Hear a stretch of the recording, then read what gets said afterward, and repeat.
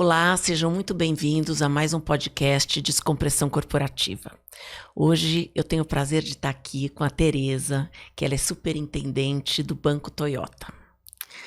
Tereza, muito obrigada por você estar aqui. Eu que agradeço pelo convite. Para mim é um prazer poder falar um pouquinho com vocês sobre a área, sobre carreira e sobre... Então, como você é uma pessoa já que tem bastante conhecimento e tal, não sei se você quer primeiro contar um pouquinho da sua carreira e aí depois a gente já entra nos temas que eu acho que seria interessante comentar aqui. Ah, legal. Bom, eu já estou no mercado de recursos humanos não vou nem falar tudo para não falar da idade, mas quase uns 30 anos. Eu comecei minha carreira na área de varejo, na Unilever, que acho que para mim foi uma escola. Tudo que eu acho que eu sei sobre recursos humanos eu aprendi lá. Depois eu mudei, fui para a Editora Abril, fiquei lá. Também outra escola, Outra né? escola, mundos totalmente diferentes. Fiquei, acho que uns 8 anos. Trabalhei desde em RH, mas de chão de fábrica, até em áreas de negócio, foi muito bom. E aí passei para a parte financeira. Então, eu trabalhei fui criar a área de consultoria interna na Redcar, fui convidada para montar essa área lá. E depois passei anos no qual eu virei a head de RH e fiquei com a área de RH como um todo. E depois saí de lá, fui convidada para ir para o Banco Toyota, e que já está fazendo quase 10 anos que legal. Eu estou lá. Que legal, uma carreira super legal. Bem diversificada dentro da área de RH, mas bem diversificada. Uma curiosidade, o que mudou do começo lá da Unilever em termos de estrutura de RH para hoje? Eu comecei lá atrás também na área de RH, mas fiquei pouco tempo, porque daí já entrei para a consultoria. O que eu me lembro é que tinha gerente de treinamento, gerente de recrutamento e seleção, gerente de não sei o quê. Era muito departamentalizado e hoje não é mais. Se você puder contar um pouquinho dessas mudanças também? Quando eu entrei, a gente tinha bem departamentalizado mesmo, e a gente tinha um RH menos generalista, no sentido nem existia ainda a questão das BPs, né, que são as business partners, era cada área a sua, né? Mas lá atrás eu tive a sorte de estar na Unilever, e a Unilever já era uma empresa que já falava muito de desenvolvimento de pessoas, já falava muito sobre identificar potenciais, identificar sucessores, então há muito tempo. Mas quando eu passei para outras empresas, eu vi que isso era muito típico de lá, e as demais ainda estavam nessa questão de tudo muito centralizado. Então, a gente não tinha terceiros trabalhando em atividades mais operacionais, então se fazia tudo. Então, um DP não tinha essas empresas parceiras, né, que trazia tecnologia. Então, hoje, os RH são mais enxutos, as pessoas têm mais mobilidade dentro da área como um todo, então se trabalha muito mais junto, e cada vez mais com atividades menos operacionais. Então, a gente centraliza... estratégia. Exatamente. E a gente deixa para terceiros as atividades que acabam não agregando tanto valor assim para a área. Para execução, então, com consultoria, seja ela de recrutamento, seleção, treinamento e tudo. Isso. E, por exemplo, na parte de recrutamento e seleção, a gente agora tem ajuda muito da inteligência artificial, que acaba, por exemplo, algumas vagas, a gente tem, sei lá, 30, 40, 50, muitos candidatos, e aí a inteligência artificial já nos ajuda muito a chegar lá no ponto que a gente quer, para a gente ser mais rápido, mais ágil, atender melhor o cliente um possível Candidato. cliente nosso, né? Enquanto ainda candidato, ainda não é, mas um possível funcionário, né? Quer dizer, na verdade, vocês usam as plataformas de inteligência artificial para recrutamento, Isso, para seleção também, para fazer algumas etapas. E aí, exatamente. depois, vocês deixam só os finalistas para vocês entrevistarem. Então, isso poupa muito tempo, né? Que Isso. antigamente não, né? Exatamente. Só que tem alguns detalhes que a gente ainda procura deixar mais humanizado, porque quanto mais a gente deixa a inteligência artificial, mais distante a gente fica do nosso cliente, que no caso é o candidato. E os Certo. candidatos sentem muito, né? Porque às vezes eles a gente perde um pouco a humanização, que a gente pode falar Pode. assim, né? Então, a gente tenta, assim, fazer com que eles não sintam que tem tanta coisa artificial, né? Tá. Conduzindo. É igual, por exemplo, quando a gente vai ligar para um banco e aí fala assim, tecle 1, não sei o que lá, tecle Certo. 2, não sei o que lá. Chega no tecle 3, você já fala assim, meu, que coisa mais chata. Então, quando a gente está fazendo um processo seletivo, é a mesma coisa. A gente procura fazer com que ele tenha que ter o menor esforço possível para entrar em contato com a gente, apertar menos botão possível e que rapidamente, se ele não for seguir no processo, ele já tem a resposta. E se ele for seguir o processo, e aí ele já entra em contato com a gente já começa o processo de interação. Então, a tecnologia é boa, mas se a gente só depender dela, a gente perde muito essa questão de contato. E aí a empresa, os jovens principalmente, já Sim. começam... Eu acho que você tocou num ponto bem legal, né? Que é uma diferença, né? De geração também. Provavelmente vocês têm um sistema de recrutamento e seleção diferentes para gerações ou não? Não, a gente tem um sistema de recrutamento diferente para Para os alguns níveis níveis. hierárquicos. Isso, aí sim. Então, quanto mais alto, menos as pessoas querem se expor, menos as pessoas querem muitas etapas. Então, a gente tem que tomar bastante cuidado. Menos exposição, no sentido de estar perto de outras pessoas, e quanto mais júnior, aí as pessoas elas aceitam passar por várias etapas antes das próprias entrevistas. Então, por exemplo, e tem algumas áreas também que são diferentes. Por exemplo, o pessoal de tecnologia, como eles são muito requisitados, se eles começam a olhar o processo e ver que tem muitas etapas, eles largam. Olha. Então, a gente tem, por exemplo, no banco, a gente tem uma etapa do processo que a gente passa para todos, que chama fit cultural. Então, é uma coisa simples, mas para a gente ver se tem aderência com a nossa cultura, né? A pessoa pode ser boa, mas às vezes não tem aderência, não serve.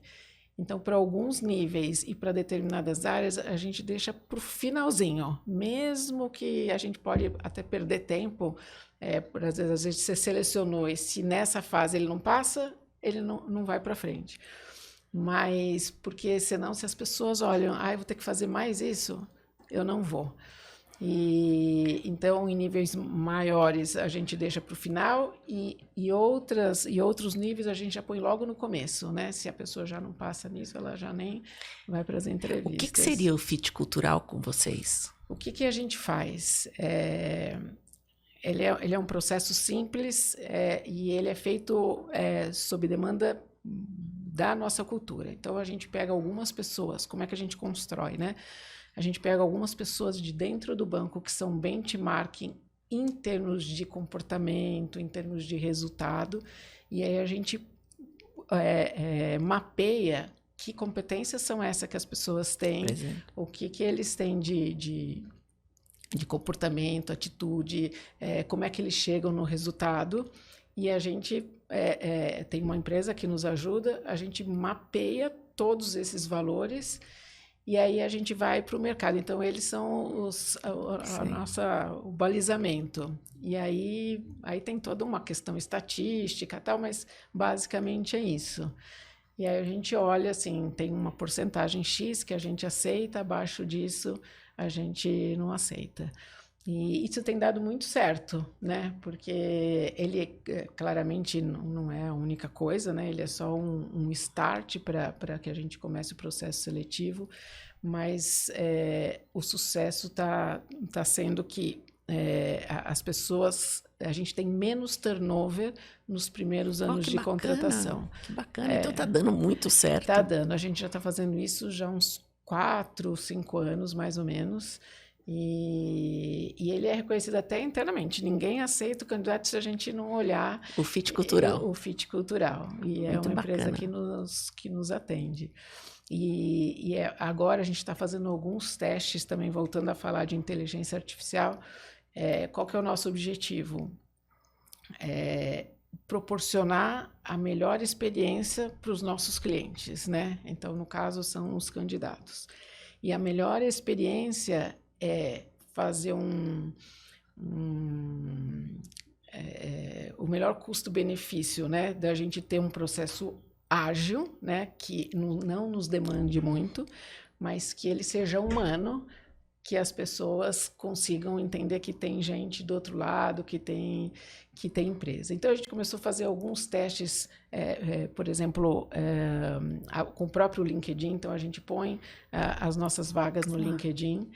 E aí, como as pessoas têm que apertar menos botões, a gente tem um número de inscrições maior. A gente fez com outras plataformas, e quanto mais a pessoa tem que clicar, menos aderência tem. Então, a gente está olhando, ainda não fechamos esse processo para que o nosso trabalho diminua, para que isso converse com a folha e a gente assim consiga colocar o processo do início ao fim até a hora da admissão mais rápido para a gente, mas que também seja bom para o candidato.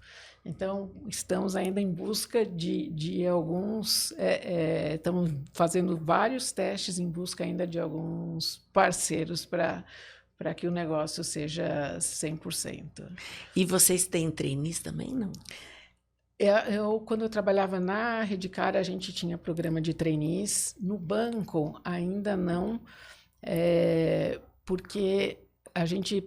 o número de vagas... assim, por sermos uma cultura japonesa, as decisões elas são tomadas, elas demoram mais, mas as decisões... consenso, né? Mas elas são de muito longo prazo. E headcount é uma coisa que vale ouro assim no banco. A gente tem a oportunidade de uma vez por ano pedir esses headcounts.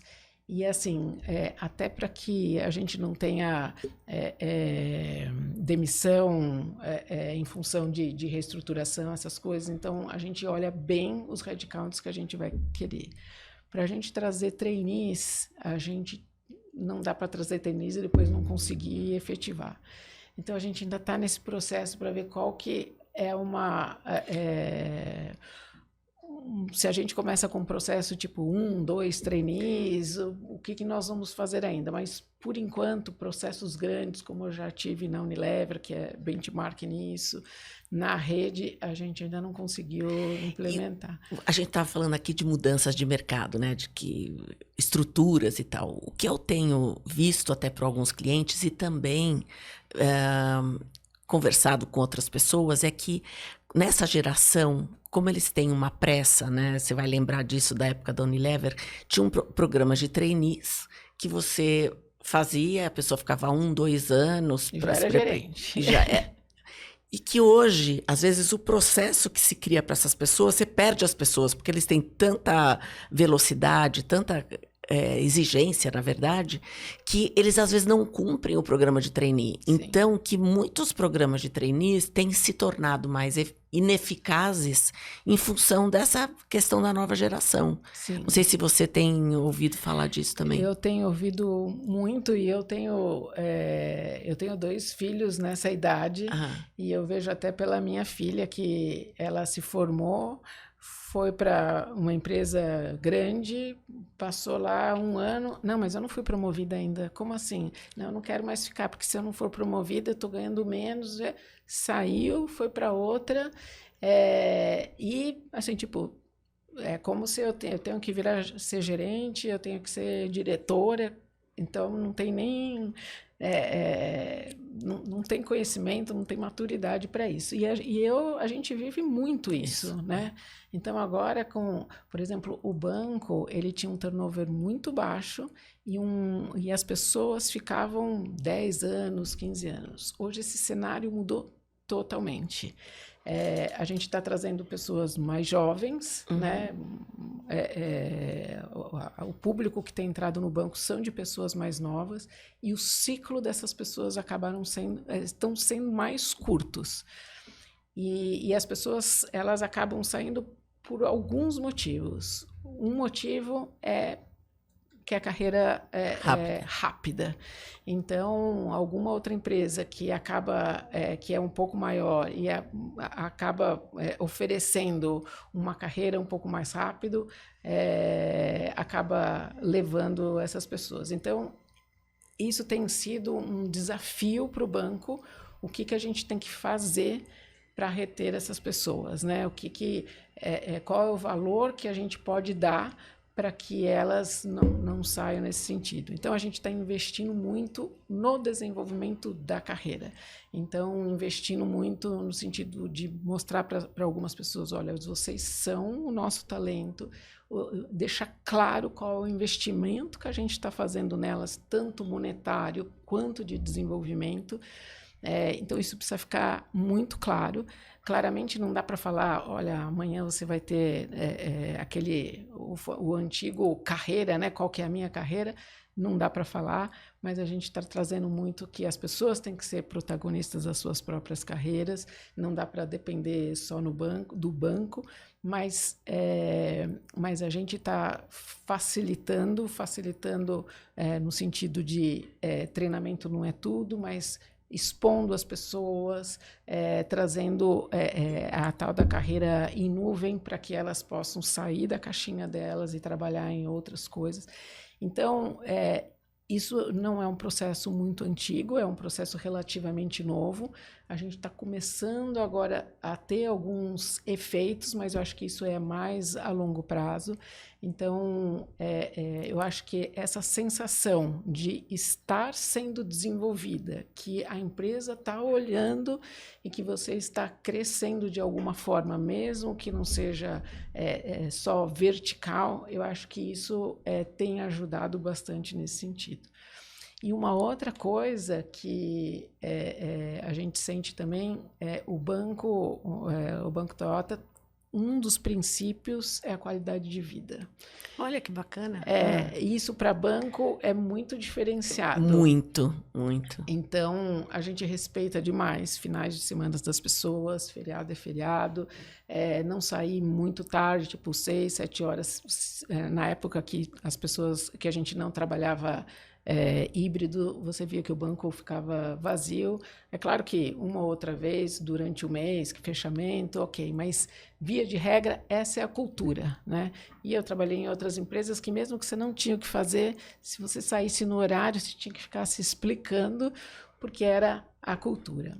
E a gente acabou perdendo alguns jovens para o mercado o ano passado, e que voltaram para o banco esse ano, né? Então, que eles viram que lá fora não é assim. A vida não é assim. Então, não. Assim, não dá para você ter tudo, né? Então, às vezes você vai por uma carreira meteórica, mas tem um preço.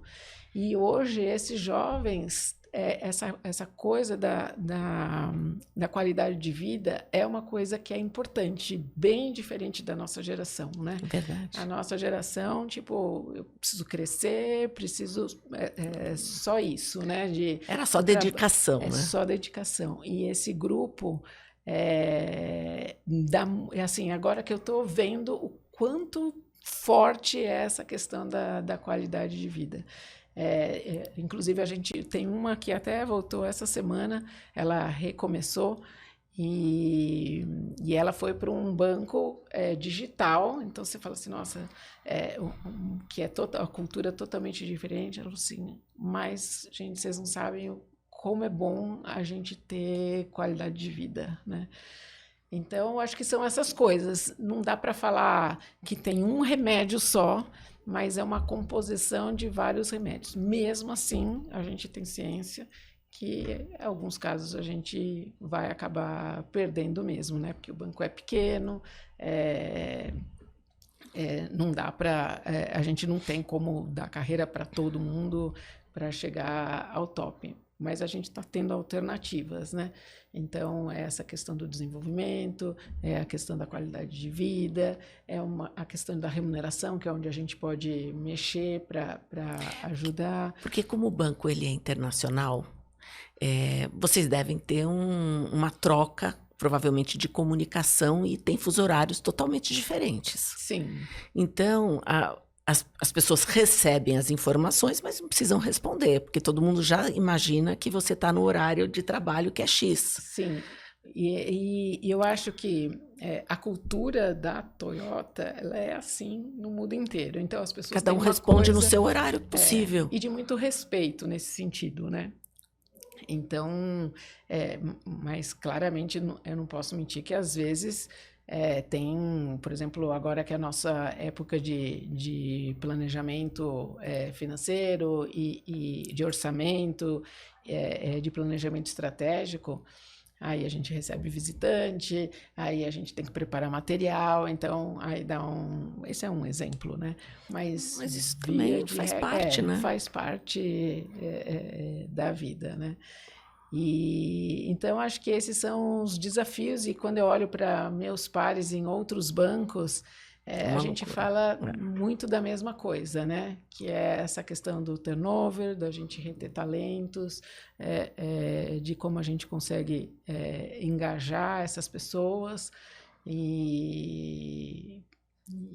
enfim, né? Acho que são essas coisas.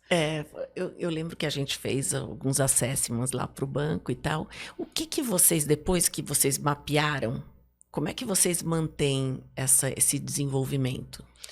Então, a gente montou um ciclo, né? Então, esse ciclo, ele começa com Know Your Talent, né? Então, que a gente conhece, de fato, quem são as pessoas que trabalham com a gente, e a gente começou do nível mais alto, e agora a gente está indo para todas as camadas do banco. Depois disso, a gente tem a próxima etapa, que é a parte do desenvolvimento, né? E aí tem um papel muito forte do gestor de sentar com essas pessoas, de entender, acompanhar e entender assim, a gente está pensando isso para você, mas isso faz sentido para você? Né? Então, acho que isso é super importante. E a gente já fez erros no passado, né? De colocar as pessoas que a gente imaginava que estaria no lugar certo, mas no final a gente acabou com a carreira da pessoa porque colocamos ela num lugar que ela não era isso que ela queria, não né? Não era isso que ela queria, e acabou não tendo coragem para se manifestar, enfim, né? E acabou não dando certo. Então, a gente também vai aprendendo com os erros. Então, essa questão das pessoas poderem falar, de ter esse momento que a gente fala de diálogos de carreira, é um programa até que a gente tem, que chama Diálogos de Carreira, e que ele acontece muito... não é mensal, né? É meio que trimestral, que tem momentos que você tem que parar para conversar com o seu líder, né? E o líder com o liderado. Então, esse é um processo da área de desenvolvimento. Depois a gente tem a parte de sucessão. Então, tudo em colegiado, a gente senta para discutir nas posições-chave quem são essas pessoas que vão assumir e qual é a prontidão dessas pessoas. E aí, as pessoas que estão mais distante, aí a gente faz um foco de como que a gente vai preparar de fato essas pessoas. Isso é um ciclo anual que a gente tem, E aí, dentro desse processo, também tem a parte de retenção em termos monetários, De de bônus. premiação, esse tipo de coisa. Mas a gente mantém isso fazendo esse ciclo anual. Algumas coisas que a gente também está se aprimorando, que antes assim tudo era tão conservador que a gente não contava para as pessoas que isso existia. Então ficava entre nós e a gente, a única indício era alguns a parte de desenvolvimento, que ela via que ela estava sendo mais assediada em alguns treinamentos do que outras. E aí a gente mudou a estratégia para a gente contar, olha, temos o programa, algumas pessoas estão dentro do programa, mas as pessoas não são, elas estão. Então, não significa que se esse ano você está como talento, ano que vem você vai estar, e também não significa que se você não está, você não pode entrar. Perfeito. Então, esse é um super desafio, porque também muda o mindset e até o papel do gestor, porque falar para quem é talento é muito fácil, falar para quem não é talento não é tão fácil. Então, acaba exigindo que você, de fato, o ajude a chegar lá, que você faça um plano de ação, que você saiba, de fato, dar bons feedbacks. Porque nessa hora o gestor um papel crucial, né? Porque ele tem que dizer o termômetro pro subordinado dele, que não está no programa, Sim. o que aconteceu, quais foram os critérios, Exatamente. o que pode fazer para ele entrar, se ele fizer tal coisa, ele pode estar elegível, se ele fizer tal outra, não está. Exatamente. Então, esse é um papel muito importante, porque senão ele desanima as pessoas que não estão no programa. Então, na verdade, tem que estimular para que ele continue com garra, para continuar, para ele entrar para esse programa. Exatamente. E hoje, até antes de eu vir para cá, a gente estava numa reunião justamente discutindo sobre isso, né? E que a gente está implantando tudo meio que aos poucos, mas esse é um papel que as pessoas fogem um pouco, né? Então, elas fogem de se posicionar, porque é fácil falar, olha, a empresa, mas você sentar e se posicionar e falar, olha, eu estou te vendo assim. Eu estou te vendo assim, eu discuti neste grupo e as pessoas, além de mim, que eu apoiei, acham isso de você, como é que a gente pode fazer para reverter? Você quer, você não quer, você está dentro, você não está. Então, conversas verdadeiras. Acho que o latino-americano é mais difícil. Tem. Em outros países que também tem Toyota, a gente vê que é mais tranquilo, porque eles são mais frios, mas objetivos, né, nessa hora. Exatamente. E a gente aqui tem dificuldade. Então, assim, como que a gente está no processo, né? Mas é conversar muito com gestores e a gente tem alguns fóruns que a gente tem essas conversas de trocas. Para alguns é mais tranquilo, para outros é muito difícil. Eu vou te dar até um exemplo. Para o nível de supervisor, o que a gente fez de diferenciado em termos de desenvolvimento? A gente está fazendo um processo de mentoria, né? É um programa de mentores. Para os chefes? Para os talentos que são supervisores, né? Tá, Eles são chefes, mas eles já estão no programa. Eles já estão no programa. E quem são os mentores? São os superintendentes e os diretores são mentores desse grupo. Então, na sua equipe, você tem alguns supervisores, um o outro não é. E aí, um dia, eu vi uma moça que era uma supervisora, aí ela passou assim por mim, e eu, oi, ela, oi. Falei, gente, mas o que está acontecendo? Aí perguntei, falei, nossa, está acontecendo alguma coisa com ela? Não. Falei, vou chamar. Aí chamei ela falou assim, estou refletindo sobre a minha carreira. Eu falei assim, mas o que aconteceu? Aí que eu vim a saber que ela viu que uma outra pessoa da área dela tinha sido chamado para o programa de mentoria. A moça tinha explicado por que ela foi chamada. Ela falou assim, e o meu chefe não veio falar comigo. Eu tinha uma expectativa, eu acho que eu sou talento, eu quero entender. E o meu chefe não veio falar comigo. E ele falou assim que isso era uma coisa meio confidencial. Eu falei, para tudo. Então, eu vou te explicar o que é o programa. eu falei, eu estava nessas reuniões de consistência, eu falei, vou conversar com o seu chefe para ele te explicar melhor, mas eu vou te adiantar algumas coisas. Eu falei, olha, você não é agora, mas o que você tem algumas coisas, né, de projetos, você mudou de área. E aí, ela, ai, não, que bom que a gente conversou, porque... Então, assim, é um papel que é difícil, mas se você não fizer bem feito, esse programa, ele se afunda, porque em vez de você ter pessoas motivadas, você vai desmotivar os demais, né? Preparar os líderes para terem uma boa conversa é fundamental, né? É fundamental. E mesmo às vezes você preparando, tem alguns que às vezes até uma decisão mais drástica podem ser às vezes ótimos tecnicamente, mas como líderes é mais complicado. Então, assim, eu acho que a dica é desenvolvimento é uma coisa que ela é contínua e tem que se falar sempre sobre esse assunto, tem que criar fóruns, tem que... Porque, assim, se a gente não praticar, se a gente não falar, às vezes o dia a dia acaba fazendo com que essas pessoas deixem de assumir esse papel, que é o papel mais importante, que é o de gestor, para ter esse papel mais operacional e de só fazer, né? Tudo isso daí já tem uma certa complexidade, né? Mas a gente está vivendo mais complexidades ainda, né? A gente está vivendo uma mudança de mercado, mudança do consumidor, né? Então, indo para outros produtos, como, por exemplo, a gente estava conversando, né? Carro elétrico e outras coisas. Inteligência artificial fazendo parte do nosso dia a dia, né? São tantas... Ontem eu estava procurando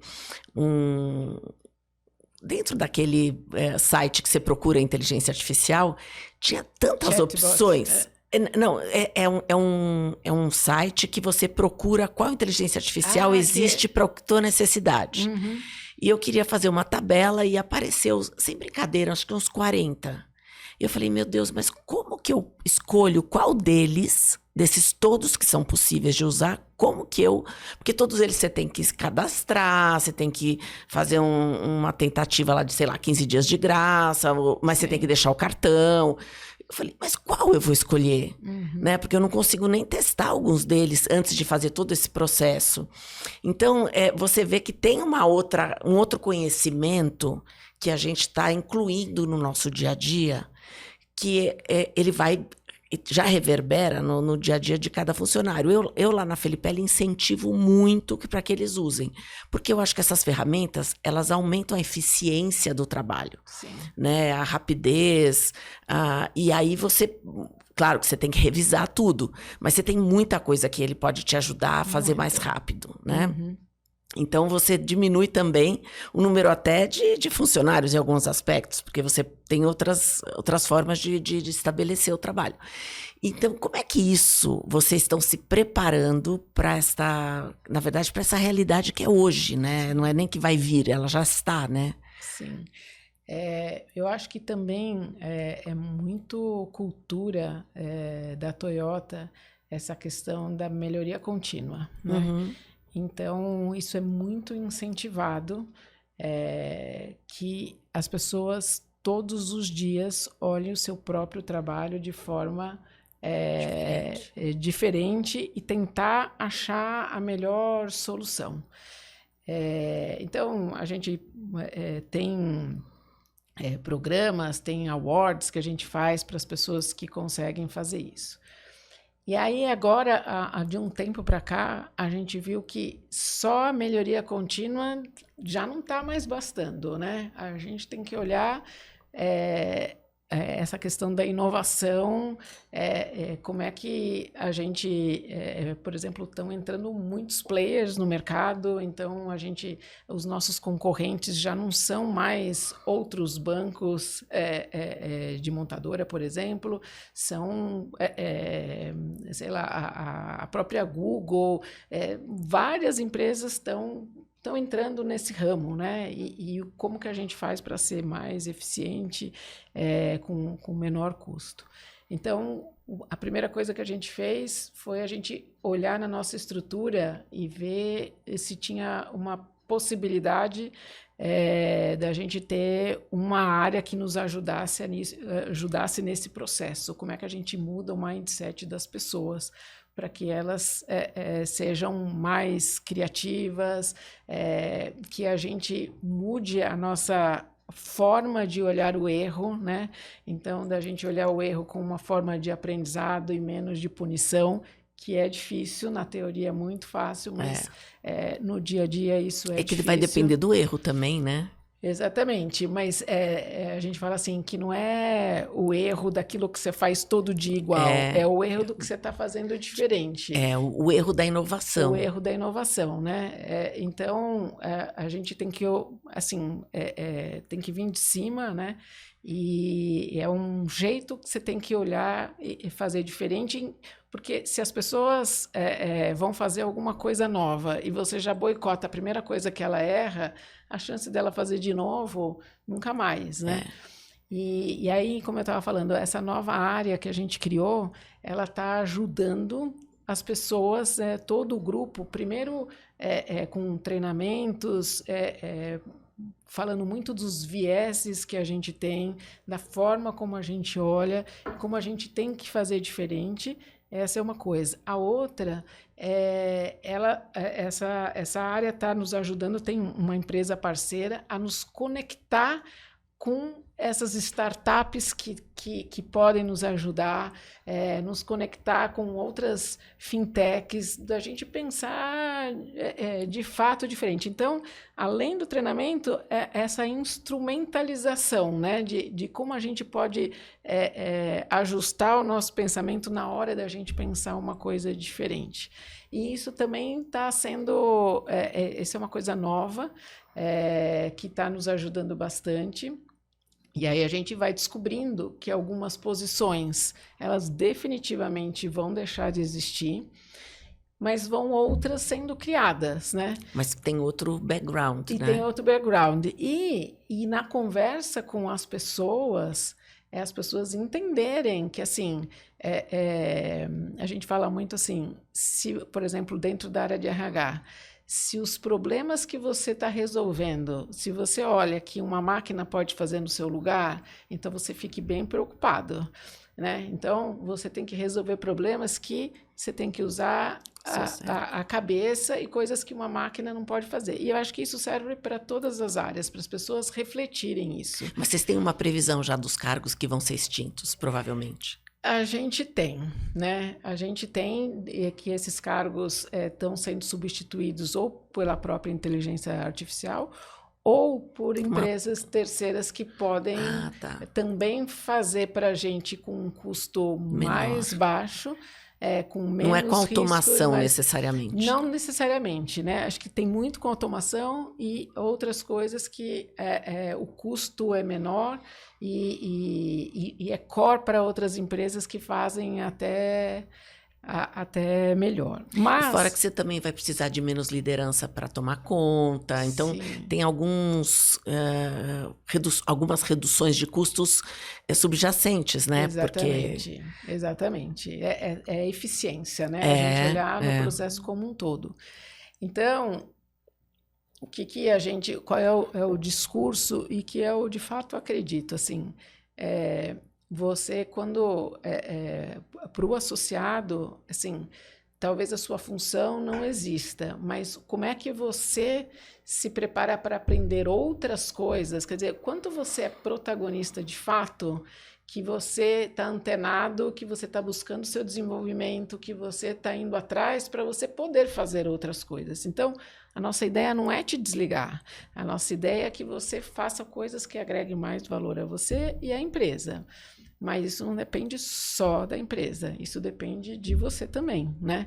Então, você é ou não é protagonista das suas coisas, né? Porque se você de fato não for, vai rodar, né?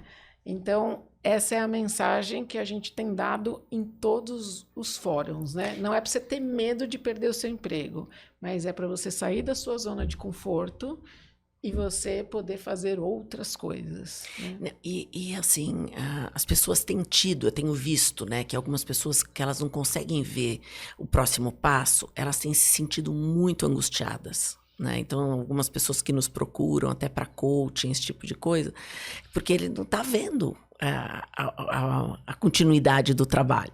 E não sabe o que fazer, não sabe para onde tem que ir, o que tem que buscar, o que tem que estudar. Então, eu não sei se isso está acontecendo lá dentro. Eu acho que isso é muito também do papel do líder, né? Do líder, de fato, dar os feedbacks verdadeiros, de fato, de ajudar as pessoas num plano de ação, tipo, para você não pensar só no seu próximo passo, sei lá, o seu gestor, se o seu gestor não sair, você não vai crescer, mas pensar em outras alternativas, né, de você... Lateral, né? Lateral, que a gente chama de carreira em nuvem, né? Então, assim, o que mais eu consigo enxergar além do meu quadradinho? Eu me interesso por outras coisas, eu busco, por exemplo, essa é uma oportunidade, é uma vantagem de trabalhar num banco pequeno. Porque num banco pequeno, você está perto de todas as áreas, você não tem a sua função fragmentada, né? Você consegue ter uma visão maior. Mas depende de cada um, né? Então, se você é uma pessoa curiosa, você consegue ir abrangendo as coisas. Se você é uma pessoa que vai para fazer o seu serviço, né? Entre aspas, você vai cumprir o seu horário, você também vai cumprir o seu horário. Então, eu acho que tem responsabilidade dos dois lados. Eu acho que tem bastante do gestor para dar essa linha, né, para ajudar a pessoa a pensar, mas acho que tem muito do protagonismo, né? Muito do que você quer para você mesmo, né? E que, assim, é claro que a gente sabe que tem empresas e empresas, mas a gente falando de empresas de grande porte, essas coisas, eu acho que tem oportunidade, sim. Mas depende muito, muito de cada um. Por exemplo, no banco a gente tem pessoas que estão há 20 anos na mesma posição e tem pessoas que entraram há 2 anos que já passaram por várias. Mas é o protagonismo, né? É o quanto você se inscreve em vagas em aberto, é quanto você, de fato, faz os treinamentos que a empresa proporciona. Se recicla, vai aprender. Se recicla. Então, assim, sempre... Eu vou te dar outro exemplo. A gente, no banco, o inglês, ele é importante. Claro, uma empresa multinacional. É uma empresa multinacional, é uma empresa que tem muitos visitantes que vêm ao longo do ano. Mas a minha função não requer inglês. A sua função não requer inglês agora, mas se você quiser dar o próximo passo, requer inglês. E o que o banco faz? Ele oferece e paga. Pergunta quantas pessoas, de fato, vão lá e se inscrevem para fazer o inglês. Mas eu tenho a minha família. É a desculpa verdadeira, cada um tem a sua. Mas você tem a oportunidade, né? Então, eu de verdade, eu não tenho muita dó de ninguém, assim. É claro que a gente é humano, que a gente sabe. Claro, mas tem uma questão da responsabilidade. Sim. Todo mundo tem que ter o ônus e o bônus das suas atitudes, das suas escolhas, né? Das suas escolhas, exatamente. E na vida como um todo. Mas assim, isso é o papel do adulto. O adulto, ele é responsável por aquilo que ele escolhe, ele assume a consequência das escolhas que ele tem. Então, isso faz parte. Exatamente. E até a escolha de ficar numa empresa 20 anos na mesma posição é uma escolha. Sim, porque ele tem algum benefício nisso. Exatamente. Ele não vai estar por acaso. Vocês podem trabalhar híbrido ou home office? A gente está trabalhando híbrido. Então, o banco tem muito forte essa questão não só da qualidade de vida, mas essa questão do social. Então, por 2 anos, enquanto de fato a pandemia não estava estabilizada, quando tinha muito risco, a gente não trouxe ninguém para o banco. E aí a gente acabou criando uma política que eu acho que ela é bem fair, das pessoas trabalharem 8 dias por mês no banco. E elas escolhem o dia que é melhor.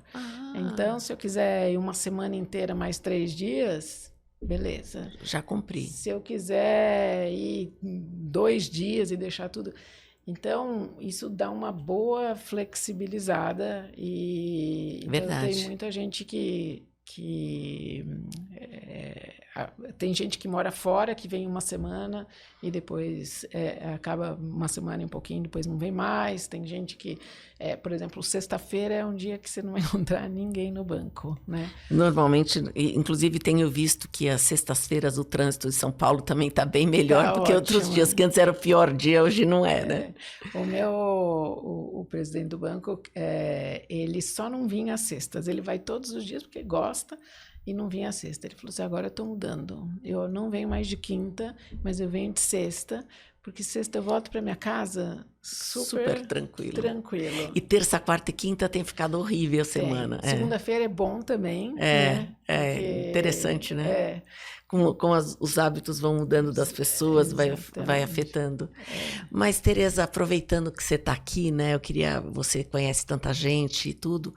O que você tem sentido que vai ser o apoio do RH nessa transição que a gente está vivendo, tanto das empresas, né, de mudanças tecnológicas, que hoje todo mundo fala, né, toda a sua empresa vai ter que ser de tecnologias, não importa qual seja o negócio, você vai ser uma empresa de tecnologia. Então, isso daí envolve, obviamente, as pessoas, envolve uma mudança de mentalidade. Antigamente tinha espaço para as pessoas não gostarem muito de tecnologia e falarem, hoje em dia não tem mais espaço numa empresa para você não gostar de tecnologia ou você não usar, não tem como. Não tem como. Então, como é que isso tem impactado, tem mudado até as estruturas de recursos humanos, as ferramentas, enfim? Eu acho assim, o RH hoje, quando eu fico pensando no nosso papel propriamente dito, né, eu acho que a gente tem o papel de facilitar as coisas, principalmente para os gestores, né, deixar a vida dos gestores mais fácil na hora de atuar com seus times. E eu acho que a gente também tem que ser o facilitador, né, da mudança, né?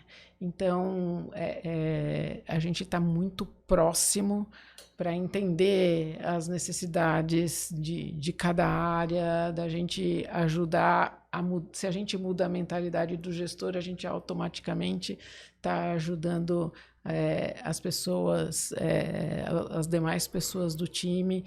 Então, eu acho que tá próximo, né? A gente está muito, muito com o negócio, a gente entender muito do negócio e tá próximo desses gestores, né? Ter esse papel de coaching, ter esse papel como é que eu esqueci o nome da palavra, né? De integrar, né?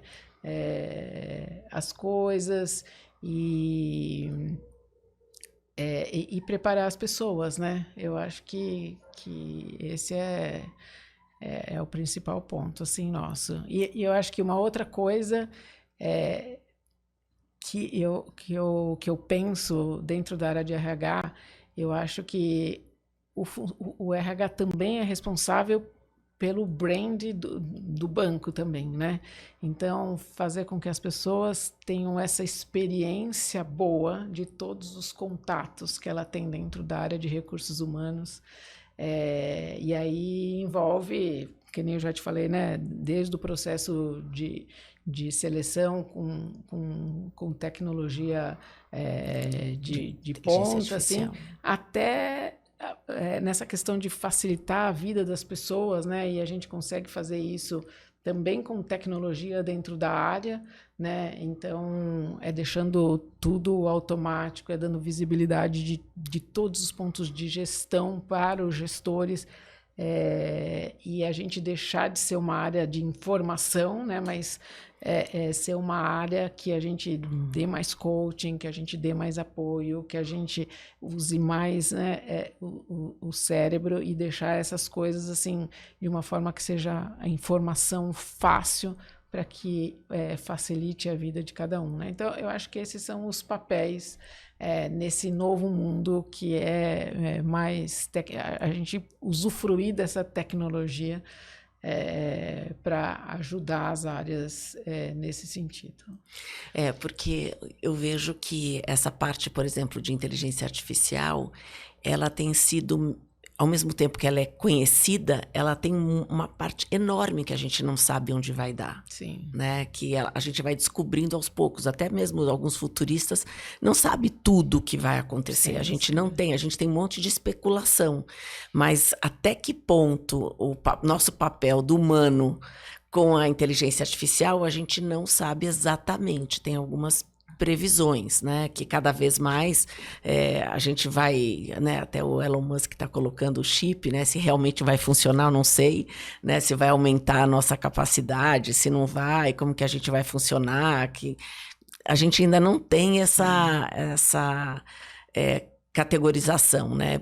Por outro lado, a gente ouve dizer que se todos os carros virarem elétrico, o planeta não tem como fornecer material para construir tanta bateria. Então, a gente fica nessa questão de tendência, mas não sabe como que isso tudo vai funcionar de fato, né? Mas a gente tem outras modificações, né? Sociais que eu vejo. Muitos jovens não querem mais ter carro. Sim.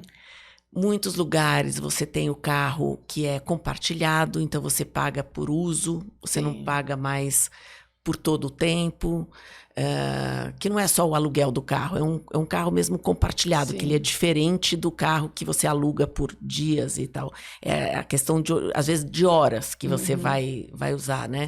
Que é o mesmo princípio da bicicleta, né? Exatamente, exatamente, o mesmo princípio da bicicleta. Então, a gente também tem mudado de mentalidade, né? As coisas também têm...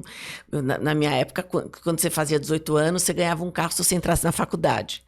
Era, acho que, uma coisa que todo mundo almejava. Hoje em dia não existe mais isso. Eu, por exemplo, dei um carro quando a minha filha fez 18 anos, ela já vendeu o carro. Ela falou, tanto custo, eu não preciso disso, eu pego o Uber.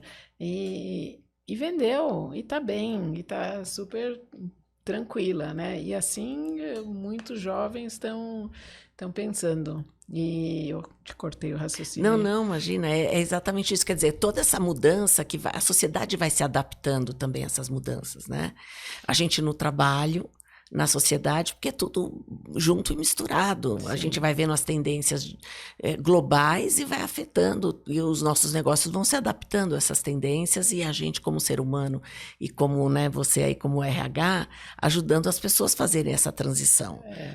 Para o futuro do trabalho. O que é o futuro do nosso trabalho, né? Eu já ouvi tantas coisas, né? Há muitos anos atrás eu ouvi e falei, olha, o CLT vai acabar. Eu não duvido que acabe mesmo, mas a gente vai trabalhar por projetos. E aí eu vejo que está caminhando. Que está caminhando, né?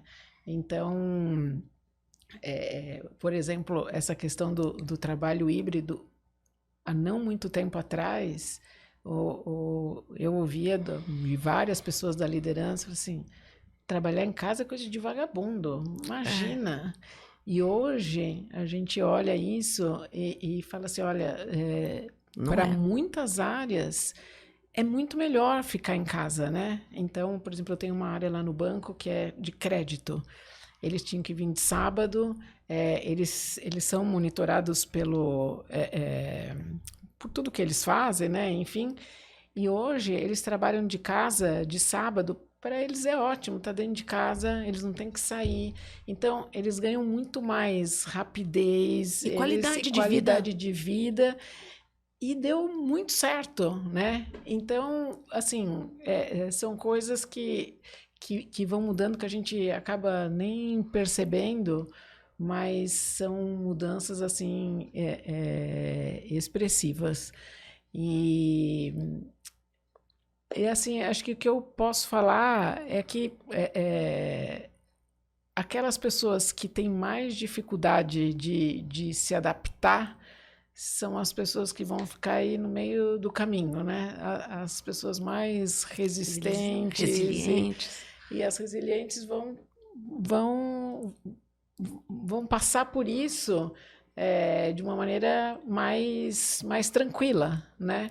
Porque os resistentes vão ser mudanças que você olha há pouco tempo atrás, você fala assim, gente, como a gente fazia isso, né? E assim, então esse é muito do discurso que a gente tem falado assim no banco, né? Assim, até porque a gente trabalha muito com autoconhecimento, minha última pergunta para você. Como que você vê que o autoconhecimento contribui para o desenvolvimento e se contribui para o desenvolvimento dos profissionais? Eu particularmente, eu acho que o autoconhecimento ele é fundamental para a vida, né? Não só para o trabalho. A gente conseguir se entender, a gente conseguir entender como a gente funciona, a gente ir mais a fundo daquilo que a gente gosta, daquilo que a gente não tolera, a gente lida com as coisas melhor, né? Então a gente consegue entender até melhor o outro, a gente consegue se colocar no lugar do outro.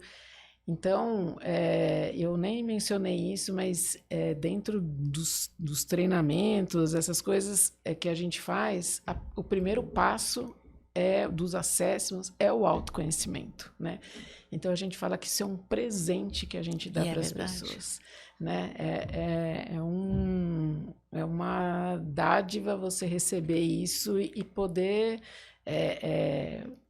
pensar em você mesmo, né? Assim, te ajuda até nos seus próximos passos de carreira, te ajuda. Então, eu gosto de ler bastante sobre isso e eu vejo que as pessoas também estão vendo valor agregado nisso. Então, não é mais, o RH que está me mandando. Então, as pessoas têm recebido isso como um presente. E aí é engraçado que às vezes quando vem o resultado fala assim, gente, mas isso é mágico. Olha como alguns testes, essa sou eu, né? E aí, assim, eu acho que o desafio é depois como que as pessoas usam isso, né? O desafio é como que a partir daí elas conseguem fazer da própria vida melhor e o entendimento do outro, dos associados, do seu time melhor, porque para mim tem um resultado fascinante. Entender que às vezes a dificuldade é nossa e não do outro, né? Tipo, se eu me conheço, eu sei, olha, eu que estou com dificuldade, então não tem nada a ver com a empresa ou com o meu chefe, sou eu que tenho isso. E aí você não culpa o outro, não se vitimiza, eu acho que tem grandes ganhos. Exatamente. Em vários aspectos. E até o outro lado, né? Quando você vê que a pessoa está agressiva, fala assim, peraí. Não é comigo. Isso é dela, né? Isso é um exercício libertador. É libertador. Eu já passei por várias vezes de me sentir culpada. Depois você pensa e fala assim, não é meu. Não é meu. Cada um com seus problemas e tá tudo certo, né? Então, é fundamental. É uma pena que a gente demore tanto tempo para descobrir isso, né? E que às vezes precisa de alguém para te abrir os olhos e a gente mesmo, né? Muita gente não ia atrás e pensar num primeiro momento, que é bullshitagem, mas mas de fato não é. É o princípio de tudo, né? O núcleo, né? Tereza, não sei se eu não te perguntei alguma coisa que você gostaria de mencionar, porque eu adorei aqui esse papo seu com a gente. Eu também gostei. Bom, eu gosto muito de falar sobre essas coisas. A gente poderia ficar aqui a tarde toda falando. Eu acho que a gente abordou bastante coisa. E fica para uma próxima se sobrou alguma coisa. Tá bom, então parabéns de novo pelo trabalho que você está desenvolvendo lá no banco. Obrigada. E obrigada pelo seu tempo, que é tão precioso aí. Hoje em dia, né, o tempo é a moeda mais rara que a gente tem. Muito obrigada por você estar aqui, viu? Eu que agradeço pelo convite, pela parceria. Vocês são muito parceiros. E pelo trabalho que vocês desenvolvem também. Muito bom. Muito obrigada. Então, eu aguardo vocês até o nosso próximo Descompressão Corporativa. Até lá. Obrigada.